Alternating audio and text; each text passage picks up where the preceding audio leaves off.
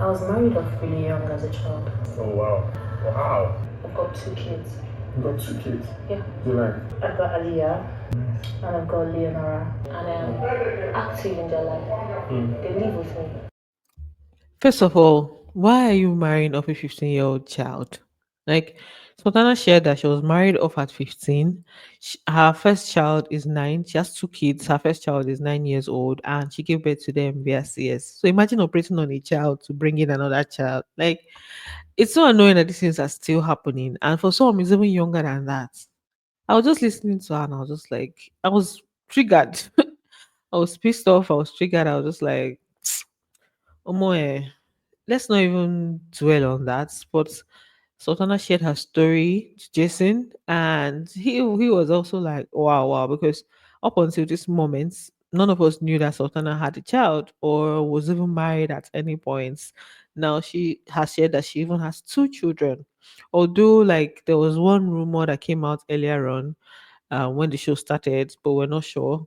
But now Sultana has just confirmed that. I even thought she was joking at first, but she showed the tattoo of her kids, like, a tattoo representing her kids. She has 2 girls, right? So the first one is a lady's name, and then she said she tattooed the guy's name. She thought it was going to be a boy based off of the scan results and everything. It ended up being a lady, and then she tattooed her name on her hand and stuff. So she shared her story to Jason. So let's just talk about like all the things that happened in the house last night. Because last night's conversations happened here and there as a result of the live eviction show situation and some other boundaries, things being set and stuff. Welcome back to my channel, guys. If you're new here, please do well to like, share, subscribe, and all the good stuff. And don't forget to turn on your post notifications so that you can get notified each time I post a brand new video. Happy new month, guys. Welcome to the month of September. So let us get into the business of the day. I'm going to begin with the head of house games. So for the head of house games, it had to do with how steady your hands are. It was literally like a steady hands game. If the both irons touch each other, it's going to make a sound and you have to start again. They were given 3 chances each, and the person that was able to go the farthest would qualify. The 4 people that were able to take it the farthest qualified for the next round. And for this part, Sultana had the best performance. Like, she was the one that even went through the stage she reached. None of them even got close. I was like, oh, okay. I didn't know she had like such steady hands.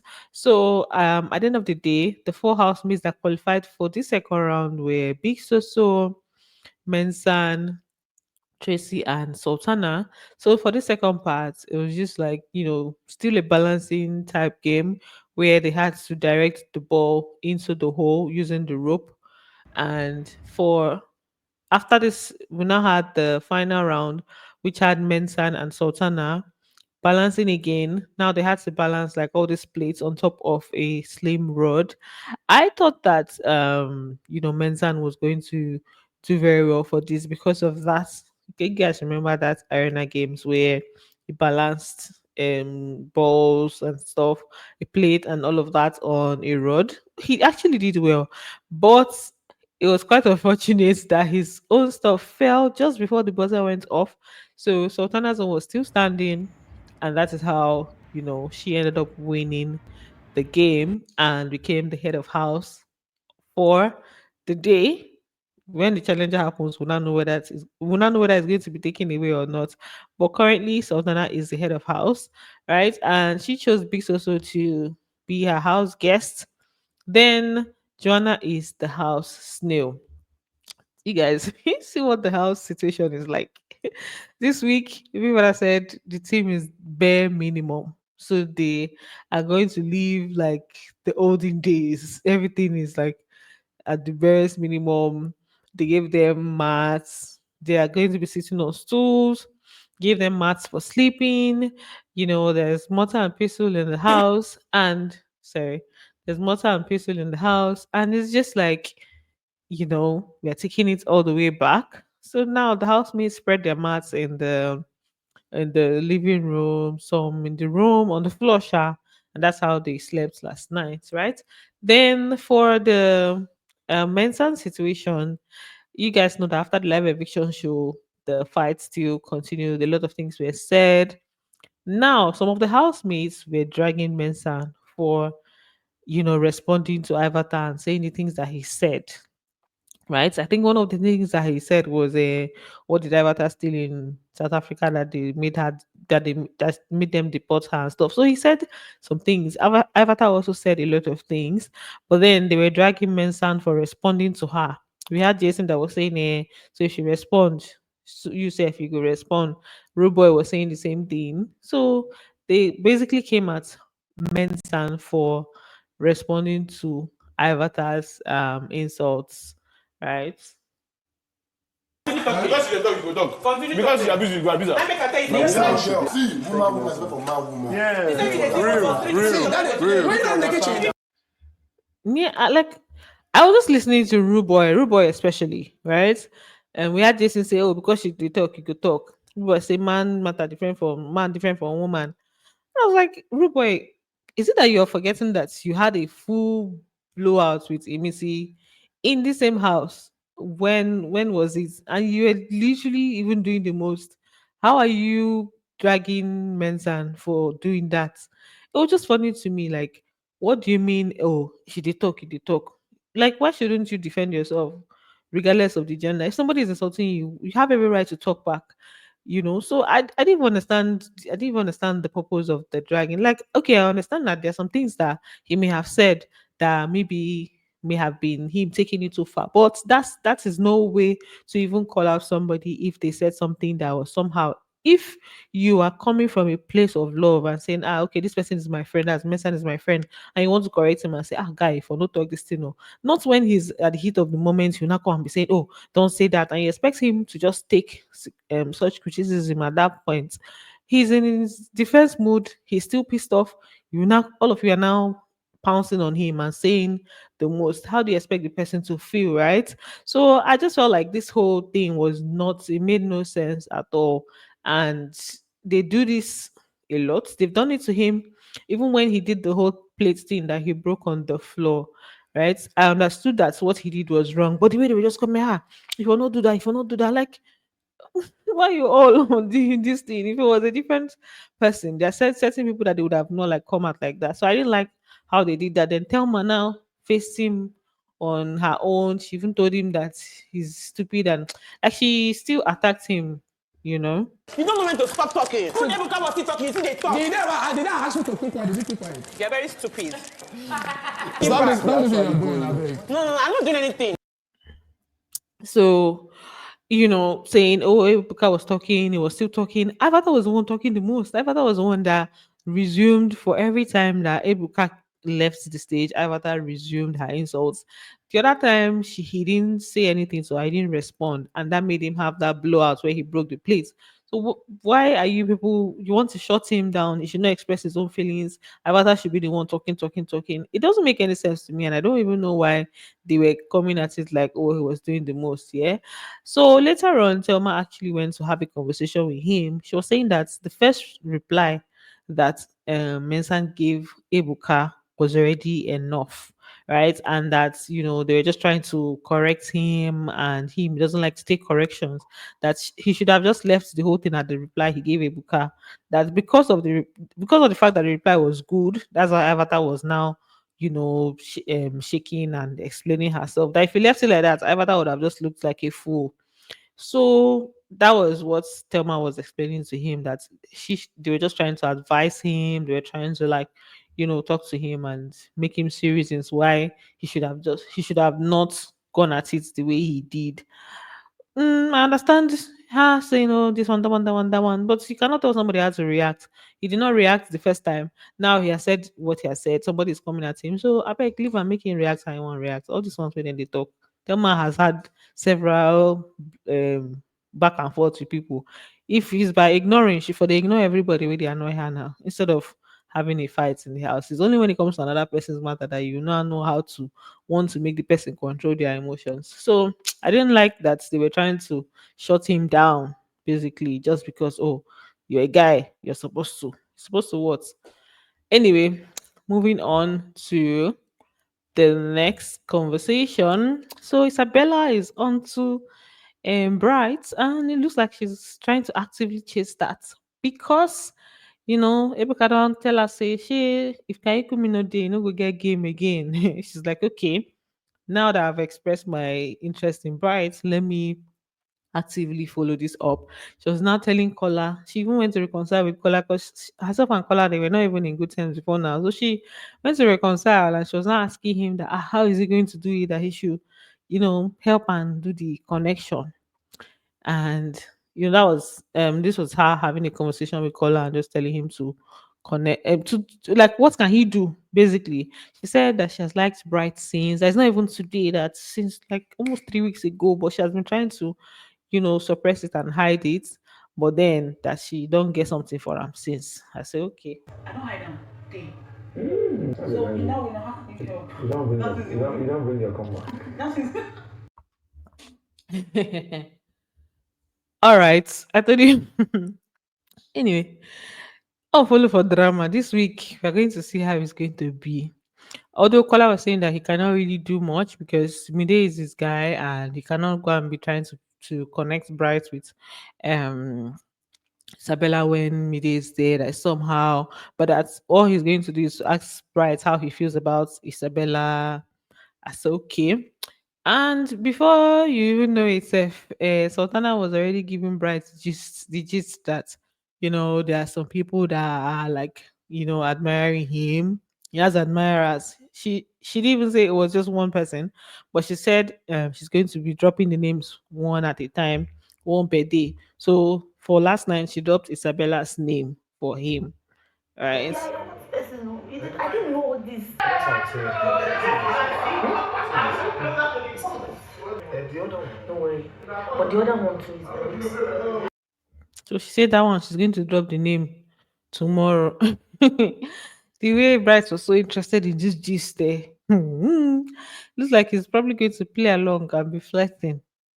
So he also just said Midesha, he just said her like what the situation is and just the whole gist going around. He told her that Sultana said, she would be giving him the gist, small, small, small, small. And the thing don't they sow seeds here and there? Obviously, media will feel some type of way, and then before you know, everything will start manifesting.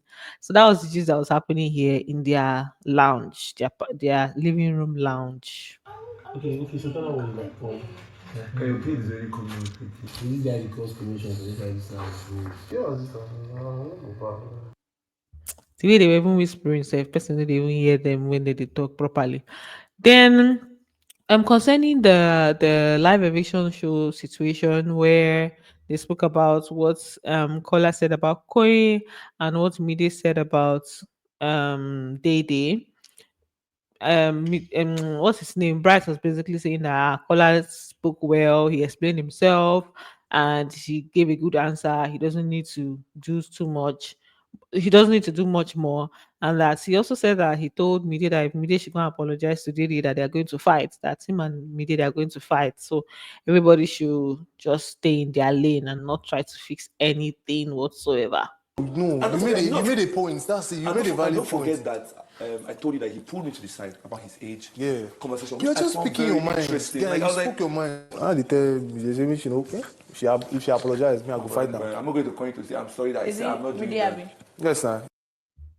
I think I made a valid point. I did not see the point he made though. He said Chihuahua was like, okay, his younger brother, like, referring to him, just like a younger person, the Chihuahua, they can relate to say, me, I'm in a bad way, and you were referring to the person as like your younger brother or what and all whatnot, So I do not understand. The one he say gave a good answer, but in the aspect of him not going to meet Koi to have to explain anything, I understand because they're not close. So in that case, you don't really owe the person any kind of explanation, right? You probably don't have to. Yeah, but for the answer, I know she'll say a jig like that. And for Dede and Mide situation, when it comes to Dede, bright anywhere with the name the bright thing they pinch her for body. So I'm pretty sure he'll be happy if me there and they don't even talk in the house again. So now he's like, oh, you don't have to go meet her. You don't have to. Normally, if she really considers her as her friend, I believe she would want to, clear things up with her, because this is just her Dede hearing something that was said about her behind her back. So after explaining to the world, I would expect that you have a conversation with the person in question. But as Brad don't tell her, say me she not talk. Now, I don't know if she's going to go through with that. But for now, they've not had a conversation. At the time of making this video, they've not had a conversation. Anyway, maybe the friendship is maybe not there supposed to scatter. I don't know. Then for Dede and Koyi, they didn't really say much about it. And when the camera was on there, and they were just talking about career, outside life, and stuff.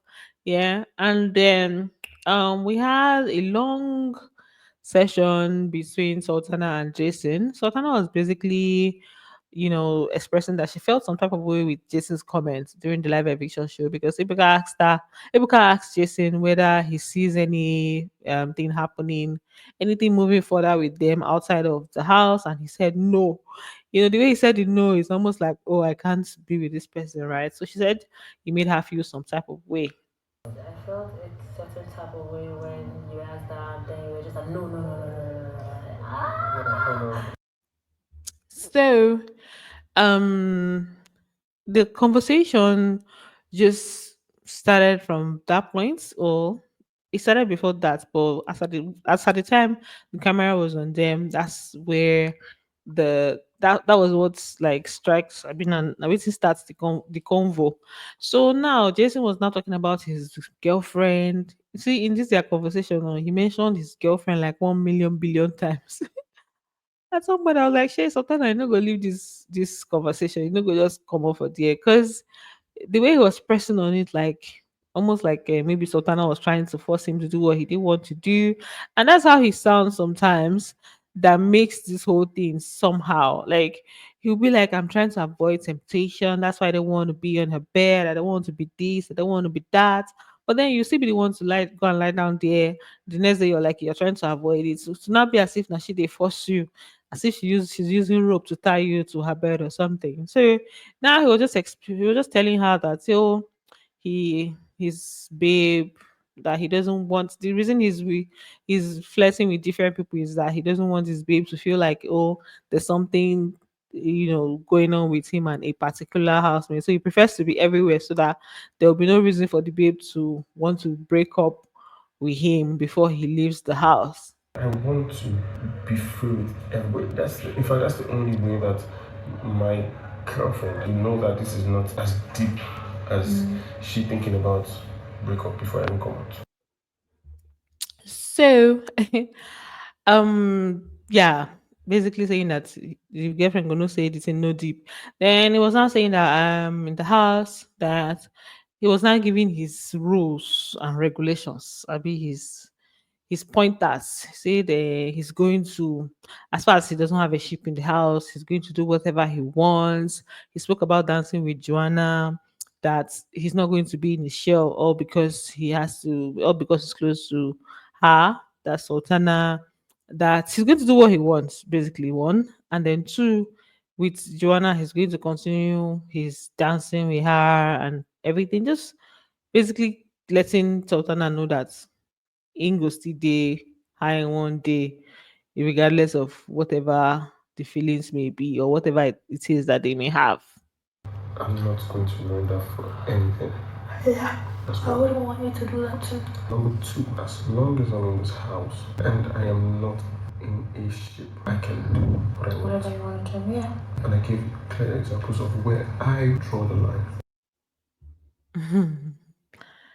Okay, so at some point he brought in Dede into the equation. He was saying that there's tension between he knows that there's tension between Sultana and Dede, and that he's not going to pick his side, but that he's closer to Sultana and he wouldn't want to disrespect her. That he knows there's something going on, that they can't deny that there's something between them. That's him and Sultana. They have a thing, right? And he operates out of respect, and he knows his boundaries with other people, so that he doesn't bring disrespect to her, that's Sultana, and that he doesn't want to cross his boundary with Sultana with regards to his outside girlfriend. Neither does he want to cross his boundary with the babes in the house with regards to Sultana, right? Oops, now understand it. I just talk. So he was now saying that, oh, we did it. He's not going to pick his side, but that he's leaning towards Sultana, and with Dede now they're just friends. And sometimes he used to feel like, oh, he just wants to destroy whatever it is that Konya and they have. But because of respect for Sultana, he just day in day he's keeping to himself. Abina is in his own lane, not doing the most in that aspect or from that angle. There is tension between you and Didi. I know you can say that. I know that there is a thing. I would not sway both sides or lay one side. But closer now, there's some things I cannot do with it. And that's because I respect you. I've tapped out and I've chosen my side. But sometimes I'll look at Kenya and just like, I feel like I should just enter this thing and scatter everything. He say he doesn't want to swing both sides or lay one side, but yet you have chosen a side. I said, Jason, stand one place. Which one is you don't want to swing both sides? I mean, I sway both sides or lay one side, but you have chosen a side. It means that you're leaning towards one side now, Abby. I didn't even see the reason why Dede was even brought into the equation, because you've established or you have said several times that you guys are friends. You've told Sultana we are friends. There's nothing going on there, and the only person that you've been doing things with, you've been getting close to of recent is Joanna. So that's the only person I feel like her matter should have been brought into the equation. Like, okay, with Joanna, we're just dance partners, we're chilling and all of that. And then with you, we're just keeping things like cool. Friendship, we did it. You have said it 1 million and 1 billion times. With your girlfriend, saying that you have a girlfriend. He even talked about, oh, he's very much in love with his girlfriend. He doesn't want to jeopardize that for anything. I mean, he's not going to jeopardize that for anything. So, yeah, I just hope that she takes the cue and just like takes maybe she take a step back, not be giving too much attention or giving it too much fire. She should just relax, because I seen don't talk I'm like this. So somehow if they keep doing all their cuddling and duvet action, whatever. So yeah, that's it for this video, guys. Um Thanks for watching. Let me just end it here, Jerry. Thanks for watching, and don't forget to like, share, subscribe, and I'm going to see you on the next one. Bye. Love you. Keezies.